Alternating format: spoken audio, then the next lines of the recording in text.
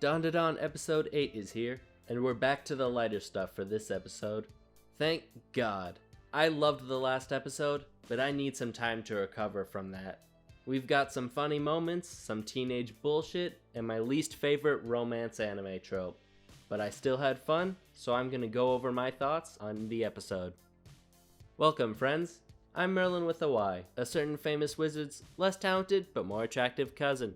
And I'm here to talk about the stupid games these lovable idiots play.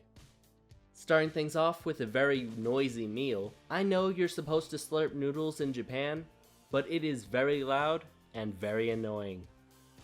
Something I haven't mentioned about Dandadan's usual story structure that I'm sure you've noticed is after an arc, when the problems are dealt with and they've made new friends, all the main characters and those that helped in the arc have a big family-style meal together. It's a great way to close off an arc and have our favorite characters and the new ones interact without the life and death pressures getting in the way. And it's hilarious. Especially Aira still thinking she's the protagonist. And Momo and Okarun's reactions make it even funnier. Plus, I love that even after all the stuff they went through, Momo still wants Aira to apologize to Okarun for what she said. That's why she's best girl.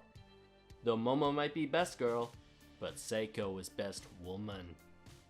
Also, something tells me Aira's a Twilight fan. I love how even when they argue, they're still eating the food. Though this bit goes on for too long, and the mouth sounds are very grating, I kinda get it. Good food makes you do that. Now I want noodles. Maybe not somen, but I could go for some ramen. And going right from that to Kintama baseball is just the weirdness I was hoping for. As funny as the whole baseball bit is, if she hit that, then they'd be fucked.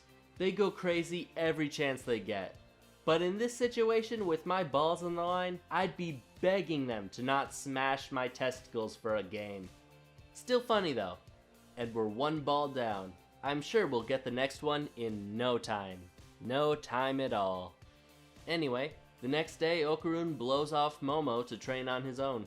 Which is fair, he wants to be stronger, to better protect her, but also wants to be able to show off a little.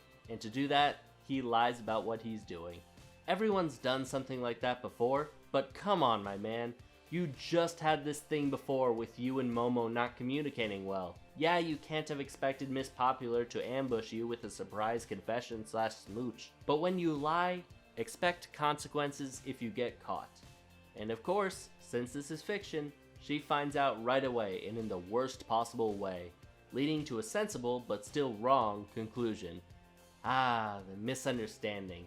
My least favorite romantic trope. It's almost always really annoying, but it can be done well.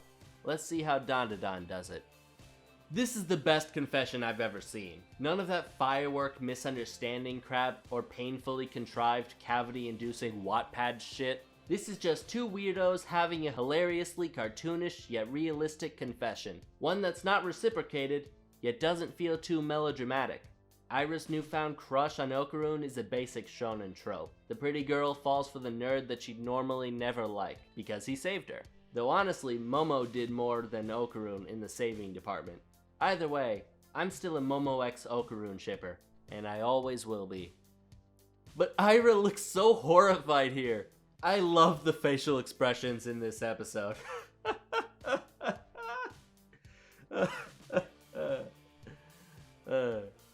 But anyway, I've been beating around the bush for a bit, so let's get into the empty space. It's interesting that the empty space, which I've been calling domains this whole time, didn't really have a color until my boy comes in. I would love to tell you his name, but it's too good to spoil. Interesting that when he shows up, the empty space turns yellow. But when Okarun transforms, for a brief moment the domain was red. Okarun has gotten stronger. Which is good because he has a lot of enemies this time. We got my boy, the Serpo, the Loch Ness Monster. 3 tough opponents who are even stronger when working together. Yet despite the Serpo being here, the empty space is yellow, not blue. Maybe it's because he was there first, or who knows. I'm really interested in how these empty spaces work, especially since Nessie was here even before my boy showed up. yet he didn't even get a color, at least so far. When I first saw Nessie, I was kinda disappointed. It didn't have the eerie feelings the manga had, and it didn't have the incredible animation off the bat. But I love how you could see the Loch Ness Monster's use of ripples in the water to detect Momo. And the camera work and music worked to eventually give it that creepy tension I was looking for. And that laser was a work of art. Not quite the 2-page spread of the manga, but God knows it had more impact seeing the build-up and destruction like that. With all these threats, it's a good thing my favorite duo has backup. Looks like Aira has curse powers now too, which makes sense considering it would be a waste to let go of such an interesting character after one arc. And in this way, the Acrobatic Silky can always be there to protect Aira.